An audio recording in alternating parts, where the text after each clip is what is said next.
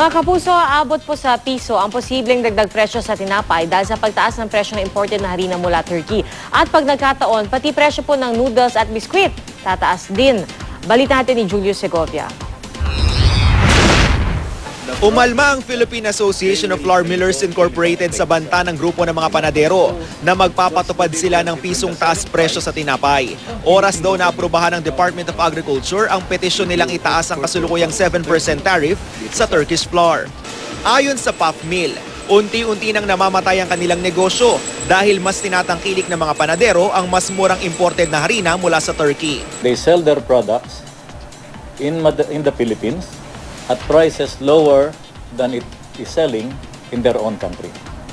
So we call it dumping, and that is not allowed under the World Trade Organization rules. Sabi pa ng Puff Mill, mayroon namang harinang Pinoy sa merkado na mura na, dekalidad pa. Hindi na dapat nananakot. They have choices. Merong mamahaling harina, mahal ang presyo, yung premium. No, that's about 850, 860 pesos. Pero merong 750. Mababa na rin daw ang presyo ng harina, kasunod ng bumubulusok ding halaga ng trigo sa world market. Mula nitong Mayo, umabot na raw sa 40 pesos ang inirollback nila sa sako ng local flour na mabibili na lang ngayon sa halagang 860 pesos. Pero sabi ng grupo ng mga panadero, Press release lang nila. Basically, walang binaba na 40 pesos. 10 pesos